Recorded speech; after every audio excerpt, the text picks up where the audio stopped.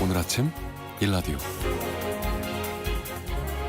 안녕하십니까. 오늘 아침 일라디오 아나운서 오승원입니다. 출근길에 해 뜨는 시간이 늦어지면서 계절 변화 가장 실감하게 되는데요.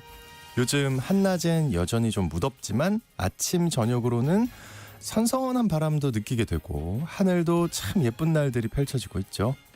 서울은 지금 비가 내리고 있고요. 오늘은 전국 대부분 지역에 비가 내리고 기온도 떨어진다고 하는데요. 자, 이렇게 9월이 시작됐습니다. 그리고 곧 추석인데요. 행정안전부가 9월에 추천 공공서비스를 2가지 선정했다고 합니다. 하나는 추석을 맞아 전통시장 등에서 편리하게 할인 혜택을 받을 수 있는 충전식 카드형 온누리 상품권이고요. 또 하나는 안전한 명절 보내기를 위한 응급의료 포털 이젠이라고 하는데요. 자, 충전식 카드형 온누리 상품권은요, 그동안 지류나 모바일 온누리 상품권이 사용돼 왔는데요. 가맹점 찾기나 결제 방법이 복잡해서 사용에 불편함이 좀 있었는데 별도의 전용 카드 발급 없이 온누리 상품권 앱에서 기존에 사용하던 카드를 등록하고 충전해서 사용하는 방식이라고 합니다. 이용하시면 할인과 소득공제 혜택 등을 보실 수 있고요. 또 응급의료 포털 이제는 실시간 의료 정보를 제공한다고 하니까요. 추석 연휴를 앞두고 응급실 위기 우려가 큰 상황이지만 일단 이런 서비스 좀 미리 살펴보시고요. 알고 계시면 좋을 것 같습니다. 9월 2일 월요일 오늘 아침 일라디오 출발합니다.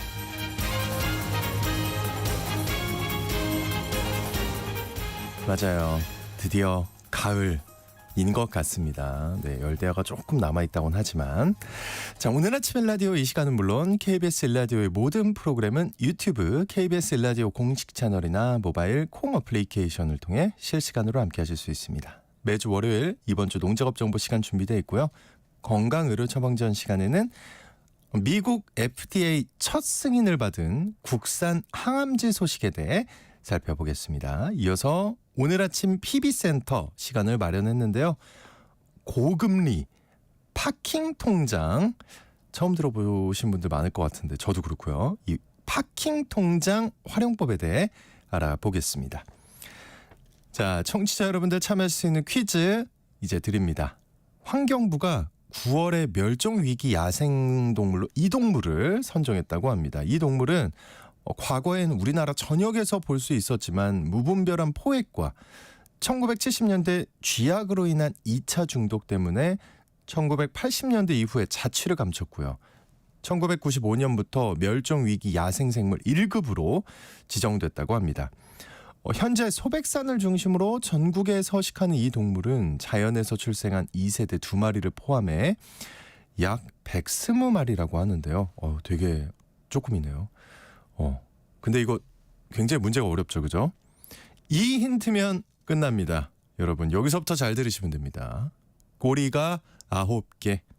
그쵸? 꼬리가 9개. 이제 정답 나와야 되는데 아직도 안 나오는데요. 두rum이 아닌데. 네. 꼬리가 9개면 구미호라고 하죠. 이제 나와주세요. 저 되게 걱정돼요. 정답 안 나오면. 좋습니다. 분위기 좋아요. 자, 추첨을 통해서 농촌진흥청에서 제공하는 웰빙 혼합 잡곡 세트를 한 분께 향긋한 커피를 드실 수 있는 모바일 커피 쿠폰을 4분께 드리겠습니다. 방송에 참여하실 분들은요. 단문 50원, 장문 100원이 드는 유료 문자 샵 9730으로 보내주시기 바랍니다. 유익한 정보와 살아있는 이야기가 있습니다. KBS 오늘 아침 일라디오.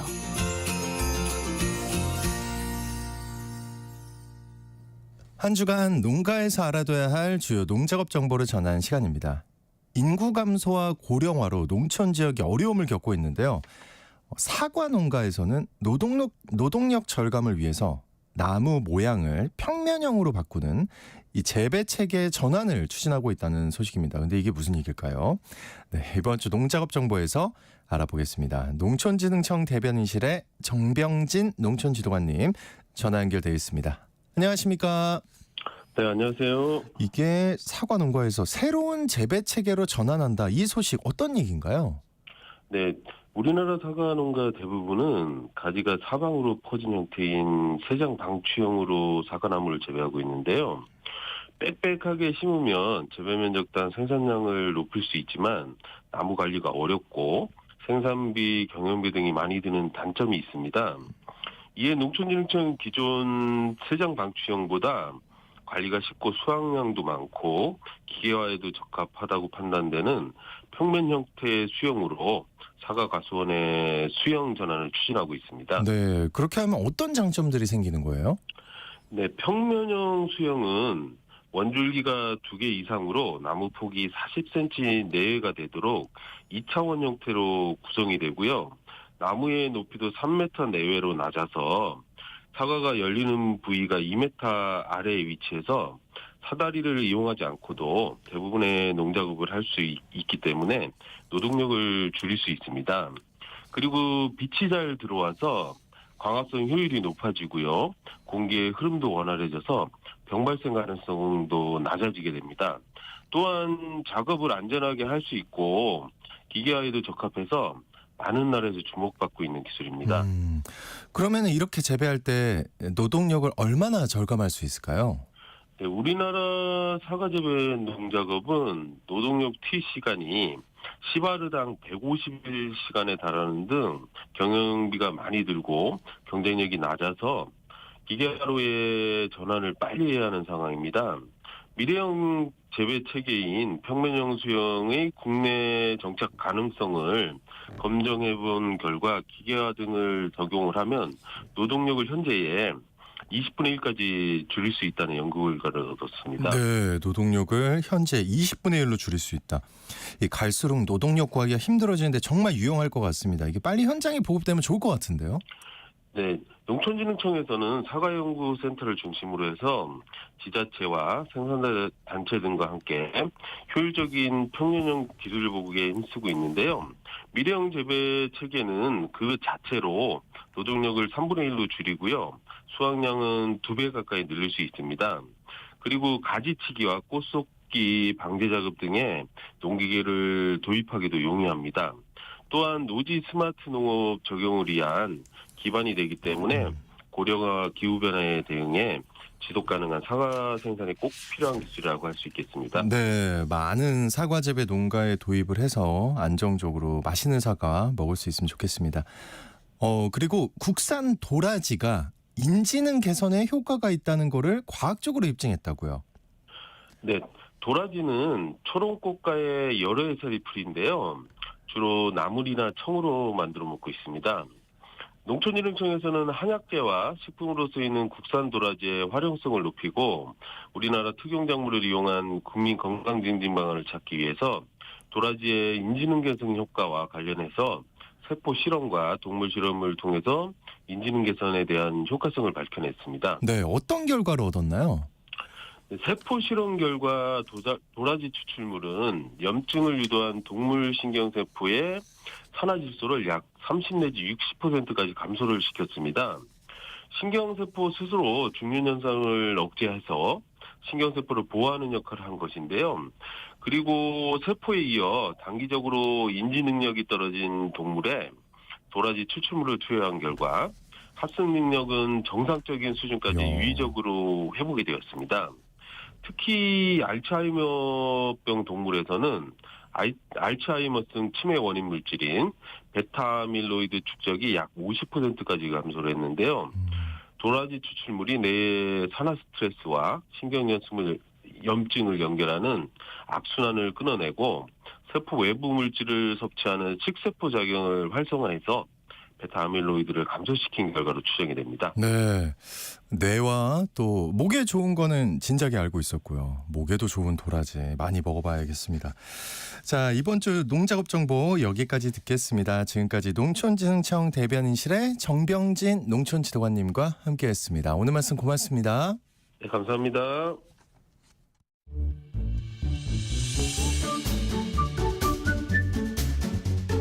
아침을 여는 기분 좋은 습관. KBS 오늘 아침 1라디오.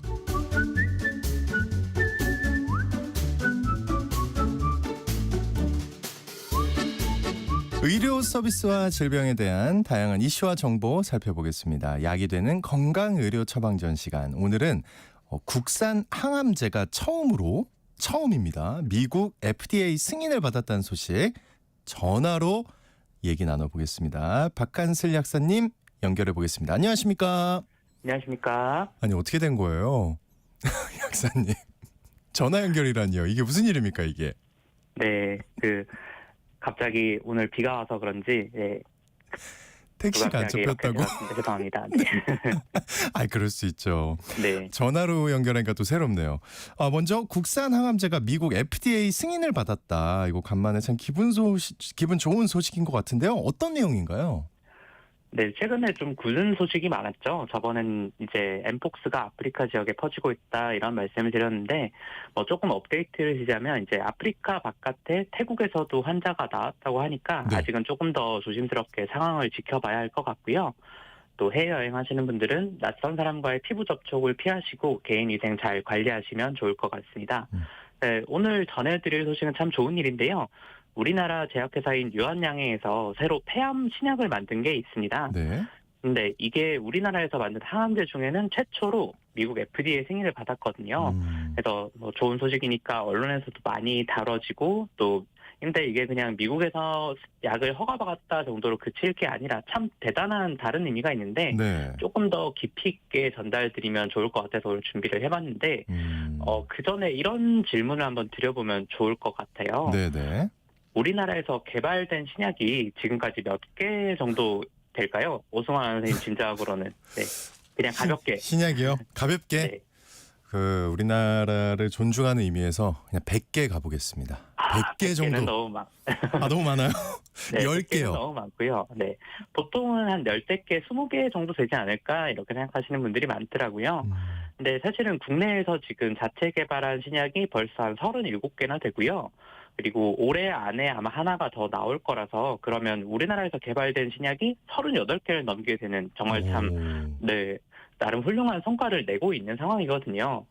근데 문제라고 할까요? 하는 거는 그 37개의 신약 중에서 미국 FDA 승인을 받은 약은 9개밖에 없다는 겁니다. 네. 그래서 이번에 9번째로 승인받은 게 오늘 소개드렸던 그 폐암 신약인 거고요. 그게 항암제 중에서는 또 최초다. 그러니까 우리나라 신약 개발 역사에서도 꽤 중요한 사건이라고 할 수가 있습니다. 근데 방금 저는 좀 놀란 게요. 똑같이 사람 몸에 쓰는 약이잖아요. 근데 우리나라에서만 허가를 받고 미국에서는 허가를 못 받았다. 이게 좀 이해가 어렵네요. 네, 그런 의문이 드는 게 당연한 게요. 똑같이 사람 몸인데 그러면 아까 37개 중에 9개밖에 못 받았으면 네. 나머지는 미국에서 허가를 못 받았으면 안전하지 않은 거냐 이런 걱정까지도 되실 수도 있을 것 같아요. 근데 그렇지는 않고요. 네, 이렇게 차이가 나는 이유가 있습니다. 미국이 우리나라와는 달리 다민족 국가라서 그렇습니다. 그래서 우리나라는 대부분의 국민들이 한민족이잖아요. 그러니까 식습관도 거의 비슷하고 생활 습관도 비슷하고 인종으로는 아시아의 사람밖에 없는 거니까 사람들 간에 유전적 차이가 그렇게 크지는 않습니다. 그래서 우리나라는 임상시험을 우리나라 사람을 대상으로만 진행해도 결과도 거의 같고 쓰는 사람들도 다 그런 사람들이기 때문에 임상시험을 여러 번 할 필요까지가 없는 거예요. 그래서 우리나라 식약처에서는 우리나라의 사람을 대상으로 하는 임상시험은 최종 한 번만 제대로 하더라도 약을 허가를 받을 수가 있습니다. 근데 반대로 미국 같은 경우는 당장 인종만 하더라도 백인, 흑인, 아시아인 그리고 또 히스패닉 이런 분들이 다 있잖아요. 네네. 근데 또 백인이라고 해서 또 같은 백인이 아니죠. 어떤 백인은 독일계고 또 어떤 백인은 그리스계고 또 어떤 사람은 러시아계고 이러다 보니까 식습관이나 생활습관도 차이가 크고 또 유전적으로도 굉장히 다양한 사람들이 사는 거예요.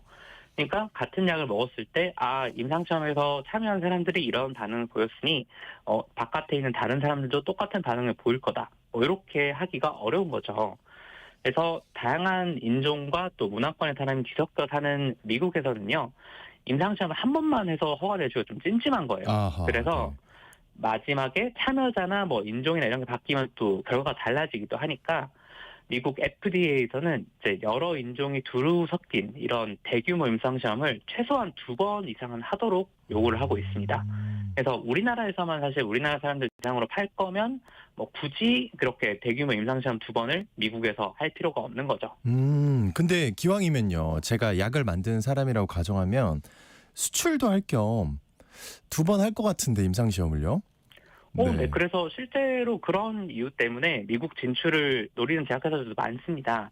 이게 참 안 좋은 얘기긴 하지만 미국은 의료가 완전히 민영화된, 그래서 정말 환자한테는 최악의 의료 접근성을 주는 그런 나라잖아요. 네네. 그런데 이게 바꿔 말하면 제약회사한테는 참 돈을 벌기가 좀 쉬운, 좀 좋은 환경이거든요.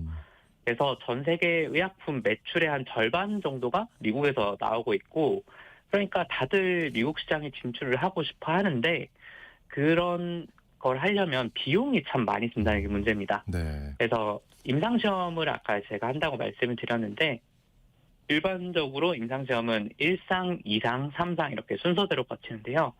요 3상 임상시험이 최종적으로 약을 허가받기 위해서 필요한 임상시험이거든요. 네. 그래서 우리나라에서 이 3상 임상시험을 우리나라 환자를 대상으로만 진행을 한다. 그러면은 한 100억 원이 조금 넘게 듭니다. 임상시험 한번 하는데. 많이 드네요. 네네. 네, 생각보다 되게 많이 들죠. 예. 그런데 이걸 미국에서 하면 한 번에 한 4천억 원 정도가 들어요. 4천억이요? 한번 하는데. 네. 우리나라에서 한 번 하는 거 100억, 미국은 4천억. 네. 어마어마한. 그러니 네. 이게 참 정말 억소리 나는 금액인데 그 미국 FDA는 요 최종 임상시험인 3상 임상시험을 최소 2번 이상은 하게끔 요구를 한다고 말씀드렸잖아요. 네.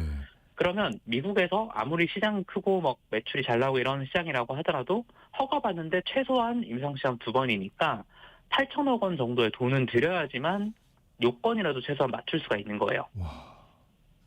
그러니까 참 정말 큰 확신이 있는 게 아니면 이 정도 금액을 투자해서 미국에서 허가받는다는 생각은 하지도 못한다는 거죠. 야, 이 신약 개발이 정말 억소리 날 정도로 비싸네요. 그래도요.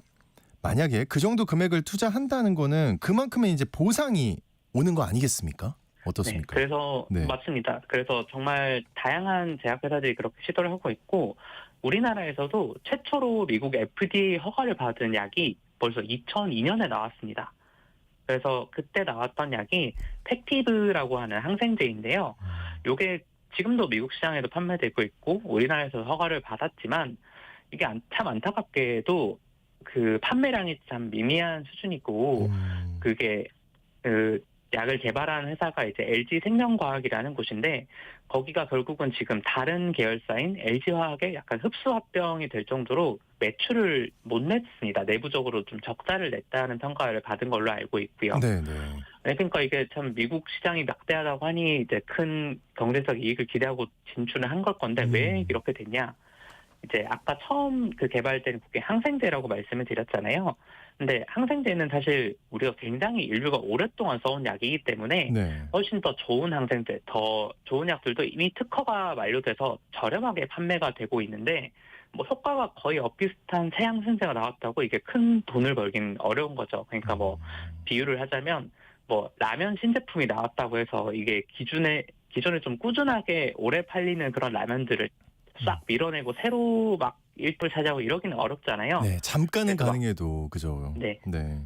뭐 그래서 근데 또 예외는 있죠. 뭐 기왕 라면으로 비유를 했으니까 최근에는 또 이제 국내 식품회사가 만든 그 아주 매운 볶음라면 아시죠? 알죠. 네, 저도 그거 좋아하는데 이게 의외로 세계 시장을 또 강타하고 있지 않습니까? 전 세계를 요즘에? 강타하고 있죠, 그죠? 네. 근데 이게 기존에는 없던 좀 틈새 시장이니까 그만큼 새로 발굴을 해서 그만큼 팔리는 건데 다행히도 이번에 FDA 허가를 받았다는 폐암 항암제도 그런 경우에 가깝습니다. 그래서 정말로 이게 아마도 우리나라의 역대 최고의 매출을 올리는 항암제가 되지 않을까 그렇게 예상이 되고 있어요. 근데 그 아까 항생제도요. 오래된 분야라 경쟁이 치열하다. 아주 치열하다. 이렇게 얘기하셨는데 항암제도 그렇지 않을까 싶거든요. 어떻습니까? 네. 그 말씀처럼 항암제도 참 다양한 게 많고 오래된 분야긴 한데요. 사실 아직 암이 완전히 정복됐다고 하기는 어려운 상황이긴 하지만 특히나 그중에서도 좀 개발이 더딘 분야가 폐암입니다. 그래서 뭐 폐암하면 담배 피는 분들만 걸리는 거 아니냐 그런 생각을 하실 수가 있는데 담배가 가장 큰 위험 요인이니까 지금 방송 듣고 계신 청취자분들도 흡연은 이제 좀 그만하시면 좋을 것 같고, 그때 만약 내가 평생 담배 한 번 안 핀 여성분들도 그 폐암에 걸린 경우들이 있어요. 네. 왜 그러냐면 이렇게 음식할 때 나오는 유증기라든가 이런 걸 오래 마시다 보면 그것도 폐암의 원인이 되거든요. 그래서 막 학교 급식실 노동자들 중에서도 폐암으로 산재 인정을 받는 그런 경우도 있을 정도로 좀 그런데, 뭐 어쨌거나 여러 이유로 이렇게 폐암이 생기면 초기에는 그냥 수술을 해서 암 조직을 잘라내는 방식으로 하면 치료가 그래도 어느 정도는 좀 됩니다. 그런데 이게 말기로 갈수록 주변에 전이도 되고요. 또 수술하기 어려울 정도로 좀 암이 커진 경우는 무조건 항암제나 방사선 치료 이런 걸 해야 되는데, 이 폐암에만 딱 작용하는 그런 표적 항암제가 아직은 그렇게 많지가 않고, 지금 나오는 이런 표적 항암제도 회피를 하는 좀 특이한 변이가 있는 암들은 쓸 수 있는 약이 지금까지는 거의 하나 정도밖에 없었습니다. 그런데 이번에 유한양에서 개발한 폐암 신약은 좀 정확히 이런 상황에서 쓸 수 있는 약이라서 좀 틈새 시장을 노린 거기도 하고, 또 폐암 환자들한테도 이제 새로운 선택지가 하나 더 늘어난 거니까 참 다행스러운 일인 거죠. 네.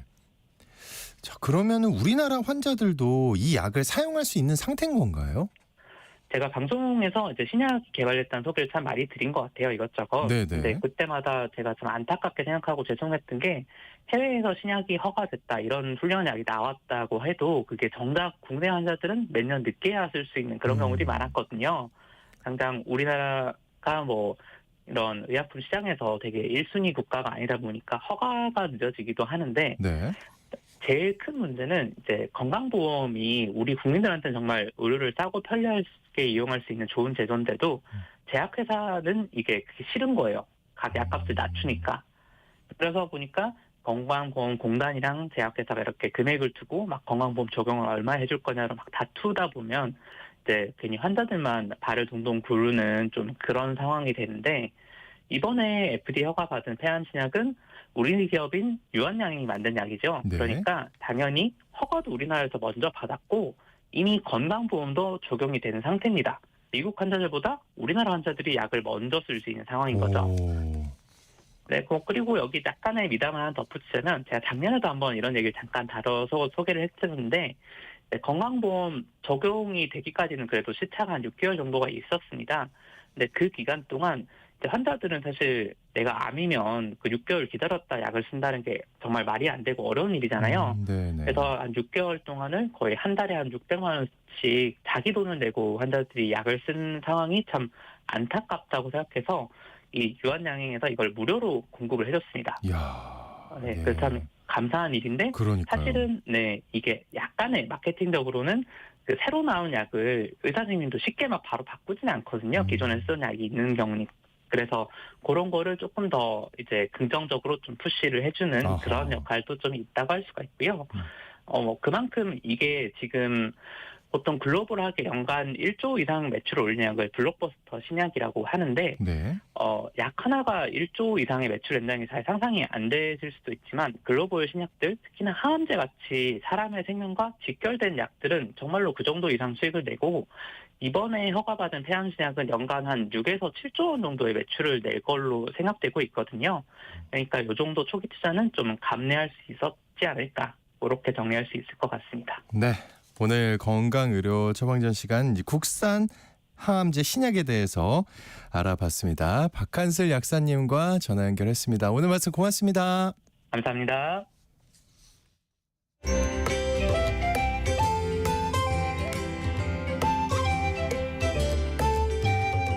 상쾌한 하루의 시작. KBS 오늘 아침 일라디오.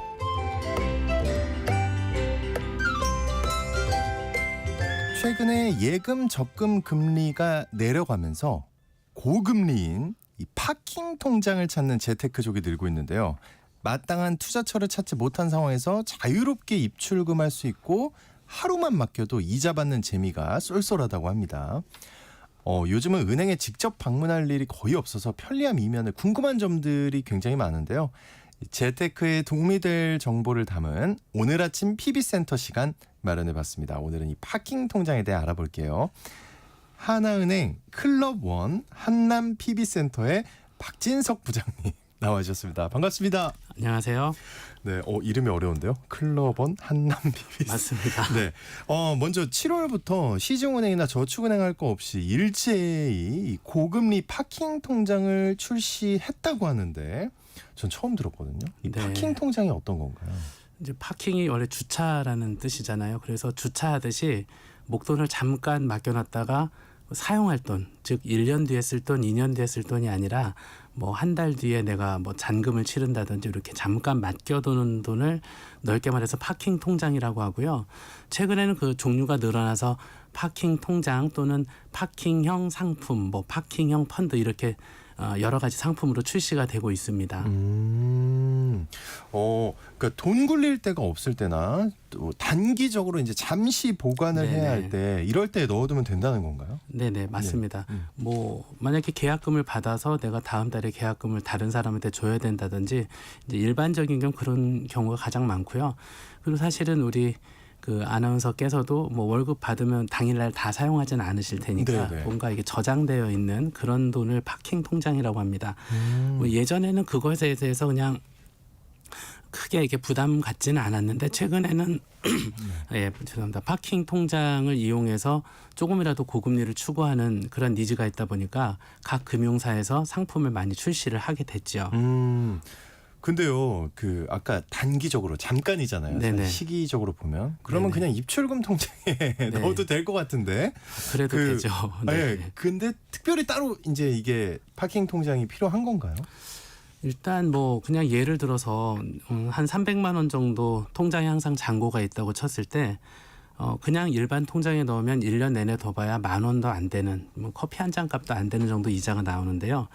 파킹 통장만 제대로 잘 활용을 해도 약 10만 원에서 15만 원 정도 이 정도 이익이 됩니다. 지금 이제 300만 원 넣어놔도요? 네, 근데 제가 300만 원 얘기했지만 아까 얘기한 것처럼 뭐 부동산 잔금을 치른다든지 결혼 자금을 미리 준비한다든지 그러면 몇백만 원까지도 차이가 나겠죠. 굉장히 좋은데요. 근데 말씀을 듣다 보니까요. 네네. 그 전에 CMA, 네네. CMA 통장 이것도 비슷한 개념 아니었나요? 넓은 의미의 파킹 통장이라고 볼 수 있어요. 그러니까 오늘 말씀드리면 일반적인 파킹 통장은 내 월급 통장처럼 내가 늘 사용을 하는데 거기에 이자를 좀 더 주는 개념이고요. 이제 증권사에서 가입하는 CMA나 은행에서 가입하는 MMT 같은 상품은 그냥 3.2에서 3.5 정도 확정 금리를 주는 그런 개념의 상품이라고 볼 수 있습니다. 다 기존에 있던 통장인데 7월부터 네네. 모든 은행들이 이 네. 파킹 통장을 출시했다 이런 뉴스가 있던데요. 그 네네. 같은 시기에 한마디로 일제히 이렇게 나온 거잖아요, 상품이. 그거는 약간 좀 잘못 된 그래요? 것 같고요. 아니 네. 그게 뭐 잘못했다기보다는 파킹 통장은 예전부터 있어 왔어요. 근데 이제 왜냐하면 이제 금융회사에서는 제일 중요한 미션이 좋은 고객들을 많이 유치하는 거. 그게 이제 제1 미션일 텐데 그러기 위해서는 뭔가 유인책, 메리트가 있어야 되지 않습니까? 네. 그게 제일 좋은 게 금리 많이 들이는 게 제일 좋죠. 그렇죠, 그렇죠. 그래서 은행 또는 이제 뭐 저축은행, 증권사마다 이름을 좀 달리해서 요즘에 이제 네이밍을 잘하더라고요. 그래서 저희 하나은행은 뭐 달달 통장, 뭐 또 SC은행은 하이 통장, 뭐 또 조금 뭐 저축은행 쪽에서는 또 재밌게 뭐 짠테크 통장 이런 식으로 네. 네이밍을 만들어서 출시를 했습니다. 근데 좀 더 마케팅을 많이 하는 것처럼 보이더라고요. 최근에. 근데 원래 네. 있었던 거군요, 이게. 네네. 저는 좋은 고객이 아니었나 보네요. 왜 이렇게 추천을 안 해주셨을까? 글쎄요. 근데 파킹 네네. 통장 앞에 고금리 네네. 이 수식어가 붙잖아요. 네네. 근데 뭐 아까 CMA도 3.5%는 나오고 네네. 이런다던데 확정금리로 그것도. 근데 금리가 어느 정도길래 이제 그게 붙는지 그리고 또 네. 금리가 바뀌지 않나요? 어떻게 되는 네. 건가요 이게? 금리가 지금 제가 어제 좀 조사를 해보니까 은행권에서는 3%에서 3.5 정도가 나오더라고요. 대신에 조건이 좀 붙습니다. 뭐 아까 말씀드린 대로 우량 고객을 오랫동안 유치하는 게 이제 회사의 목적이다 보니까 급여를 이체해 주십시오. 내지는 뭐 자동 이체가 많이 걸려 있으면 파킹 통장 금리를 더 드린다든지 아니면 어떤 저축은행 봤더니 7% 광고가 있더라고요. 그래서 제가 들어가서 봤더니 네. 50만 원까지만. 그래서 적은 돈만. 그리고 네. 이제 두 번째 아까 이제 문의 주신 것처럼 그러면 이거 파킹 통장 3.5 주면 이거 내 후년까지 주냐 이런 건 아니고요. 각 상품마다 약관이 있어서 이제 시중에 금리가 떨어지면 파킹 통장 금리도 자연스럽게 내려간다 이렇게 보시면 됩니다. 그래서 영원한 건 없다. 사실은 좀 역시 그렇습니다. 네네. 근데 아까 그 7%요? 네네. 굉장히 끌립니다. 매력적입니다. 네. 50만 원이 어딥니까? 네, 그러니까요. 예. 여러분들 좀 잘 알아두시면 좋을 것 같고요. 그 예금 적금 금리 네네. 요즘 어떻습니까? 떨어지고 있나요? 어떤가요? 네, 연초 대비해서 많이 내려가고 있고요. 뭐 뉴스가 많이 나오지만 이제 미국에서 9월 달에 금리를 내리는 게 거의 이제 기정사실화되고 그러면 우리나라 한국은행도 아마 10월이나 11월에 금리를 내릴 확률이 많거든요. 그러면 시장에서 형성되는 금리는 벌써 앞에 가 있어요. 그래서 이제 장기 금리는 내려가 있는 그런 형편입니다. 그래서 정기예금이 일반 은행에서 가입하면 3.5 내외가 되고 저축은행이나 이금융권을 가면 3.7에서 4% 정도가 됩니다. 근데 하나은행은 어떨지 모르겠는데 이제 과거에 목돈을 모으거나 굴릴 때처럼 3년짜리 적금 아니면 뭐 1년짜리 정기예금 네네. 이렇게 길게 저축하던 공식이 깨지고 요즘 금융권은 6개월, 9개월식으로 좀 상대적으로 금리가 높은 단기 저축 상품들이 출시되는 추세라면서요. 아까 말씀드린 거하고 연결돼서요. 네네. 앞으로 이제 금리가 내려갈 가능성이 많아서 시장에는 이미 3년짜리 금리보다 90일짜리 금리가 더 높아요. 그게 이제 우리가 아는 상식하고 좀 반대의 상황인데 그러면 상품 자체가 6개월짜리 상품이 금리가 높거든요. 그러니까 소비자가 원했다기보다는 그냥 금리가 높은 상품의 가입 금액이 늘어나는 뭐 그런 형식이라고 보시면 됩니다. 네네. 그래서 조금 더 팁을 드리면 이제 목돈을 오랫동안 굴릴 수 있는 여유가 된다고 하면 아예 장기 상품, 그러니까 지금 6개월짜리가 뭐 3.7이고 뭐 3년짜리가 3.2면은 이제 표면적으로는 3년짜리가 더 낫지만 장기적으로 보면은 계속 금리는 내려갈 거니까 나는 장기 금리를 선택하겠다 이렇게 하시는 분들도 많습니다. 네. 그렇군요. 근데 이렇게 단기 상품들이 한마디로 되게 다양하게 많이 나오는 거잖아요. 네네. 이게 좋은 건가요? 어떤가요? 우리한테는 그게 그 뭐 소비자들한테는. 네, 좋다 나쁘다라고 표현하긴 그렇지만 어쨌거나 이제 금리를 많이 주는 거는 이제 소비자한테 당연히 유리하고요. 대신에 이 장기 금리가 오래 가지는 않을 것이다. 라는 게 이제 시장의 전문가들 내지는 시장에서 자금을 움직이는 사람들의 이제 상식인 것 같습니다. 자, 그리고 다시 파킹 통장으로 돌아와서 아까 그 7% 상품은 50만 원이 한도라 그랬는데 네네. 이게 한도가 그러면 다 정해져 있는 건가요? 어떤가요? 대부분의 파킹 상품이 이제 한도가 좀 정해져 있고요. 한도가 없는 상품들도 있는데 그런 경우엔 또 올해 말까지만이라든지 아니면 이제 작은 글씨로 약관에 금리는 시중 상황에 따라서 언제든 변할 수 있습니다. 뭐 이런. 근데 이제 그런 문구를 쓰지 않으면 그것도 하나의 리스크가 되죠. 예. 그렇겠죠. 네.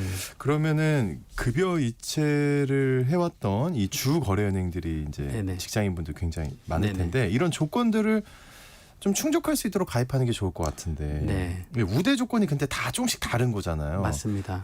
어떤 데 좀 이렇게 집중을 해서 봐야 될까요? 이게 좀 중요할 것 일단 같은데. 파킹 통장의 가장 큰 컨셉은 내가 평소에 사용이 편안한, 그러니까 뭐 동창회비도 내고 뭐 카드 결제 대금도 나가고 이렇게 쓰되 금리를 더 주는 컨셉이니까 가급적이면 지금 급여를 받는 그러한 회사, 금융회사에서 파킹 통장을 찾아서 가입하시는 것이 좀 편리하다 이렇게 말씀드리고요. 네.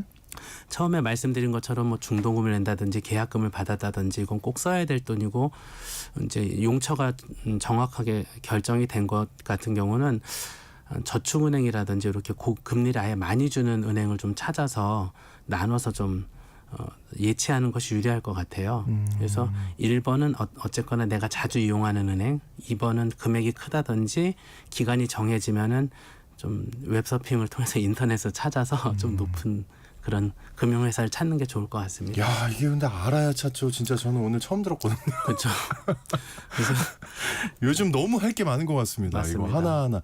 이런 정보를 좀 쉽게 볼 수 있는 방법이 있나요? 혹시 좀 사실은 개인적으로 쓰는 방법이 있으세요? 그냥 뭐 어찌 보면 그냥 뭐 검색창에 파킹 통장 그러면 금리 우대해서 이렇게 조견표가 나와 있더라고요. 저도 네. 그거는 처음 봤는데 요즘 세상이 좋아져서 다 비교를 해줍니다. 대신에 아까 편의성이란 말씀 잠깐 드렸는데 그런 걸 찾아보는 것도 좀 수고고 또 계좌를 개설하려면 이제 해당 금융회사에 대부분 가진 않지만 뭐 신분증 준비하고 이런 것도 좀 일종의 노력이거든요. 근데 어찌 보면 부지런한 사람이 조금 더 이익을 얻는 게 뭐 그런 원리가 있는 적용되는 것 같아요. 네. 당연한 거겠죠, 그죠? 네네 맞습니다. 이거 궁금해하시는 분들도 있을 것 같아요. 네. 파킹 통장의 이자, 세금, 네. 그리고 수수료 어느 정도인가요? 일단 수수료는 거의 생각을 안 하셔도 될 것 같고요. 이자는 15.4% 원천 징수하고 일반 정기예금하고 이자는 동일합니다. 대신에 파킹 통장이랑 일반 예금 통장 다 합해서 연간 2천만 원이 넘으면 내년 5월에 종합소득세 합산해서 신고를 해야 됩니다. 우리 0843님이 네. 파킹 통장 처음 계좌 만들면 네. 출금 금액 제한 없나요? 하고 물어보셨어요. 처음 만들 때 그 출금 처음 만드는 그 은행이나 이제 그 조건에 따라서는 뭐 출금 제한 30만 원 이런 제한들이 있어요. 이제 보이스피싱이나 이런 것 때문에 대신에 그거는 이제 해당 그 금융회사의 약관을 좀 보셔서 처리하시면 될 것 같고요. 아까 말씀드린 것처럼 바로 뭐 인출을 해야 된다든지 그러한 니즈가 있을 때는 좀 이용하기는 좀 어렵겠죠. 네네. 저 한마디로 좀 알아보시고 제한이 걸려 있을 수 있으니까요. 그렇습니다. 예. 자, 특별히 좀 어떤 사람들이 이 파킹 통장 활용하면 좋을까요? 사실 오늘 좀 진행자분을 네. 포함해서 경제 활동을 하는 모든 분이 다 필요합니다. 그래서 오늘 좀 월요일 아침인데 이번 주에 혹시 일과 중에 시간이 되시면 파킹 통장을 하나 이렇게 모바일로 만드시는 거 좀 추천드리고 싶습니다. 굉장히 은행으로 뛰어갈 생각입니다. 모두에게 필요하다. 그리고 파킹형 ETF라는 게 있다고 하는데 네네. 비슷한 것 같은데 이런 거는 원금 손실 우려가 있다고 맞습니다. 하는데 주의할 점 있겠죠. 어떤 네. 것들이 있나요? 일단 투자 상품 영역 중에서 파킹형으로 만든 상품들이 최근에 출시가 많이 되고 있어요. 그게 이제 뭐냐면 이제 돈을 모아서 자금을 운용해서 그것을 고객들에게 돌려주는 거를 넓게 말해서 펀드라고 하는데 펀드 중에 단기 채권들 1, 2개월 남은 채권들만 잔뜩 모아서 운용을 하게 되면 일반적인 주식형이나 채권형 펀드보다 훨씬 안전성이 높습니다. 대신에 금리는 파킹형보다 더 드리고 이런 상품들이 펀드로 출시하면 땡땡땡 펀드 이렇게 나오고요. ETF로 출시하면 땡땡땡 ETF 이렇게 되는데 펀드는 거래하시는 은행 모바일에서 다 가입이 가능하고요.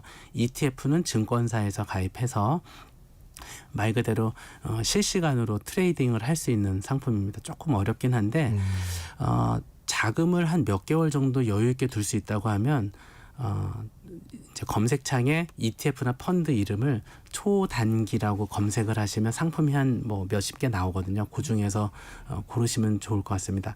지난 1년간 수익률이 한 4%가 넘었거든요. 그래서 아까 말씀드린 제 것처럼 주식보다 낫네요. 네. 중도금을 뭐 6개월 뒤에 치른다든지 이런 돈 내가 좀 갖고 있으면 이런 초단기 ETF나 초단기 펀드로 하시는 게 좋을 것 같습니다. 네, 오늘 아침 PB센터 오늘 고금리 파킹 통장 활용법에 대해 들어봤습니다. 하나은행 클럽원 한남 PB센터의 박진석 부장님과 함께했습니다. 오늘 말씀 고맙습니다. 감사합니다. 오늘 퀴즈의 정답은 여우였습니다. 3745님, 둘둘둘둘님. 번호 굉장히 좋은데요. 1595님도 정답 보내주셨고요. 6688님. 아침으로 좀 서늘하네요. 지금 고소한 냄새를 풍기는 참깨를 수확한다고. 아이고 고생이 많으십니다. 수확 잘하시고요. 중복 당첨 여부 확인 후에 홈페이지에 당첨자 올려놓도록 하겠습니다. 빗길에 여유 있게 출근하시기 바랍니다. 내일 뵐게요.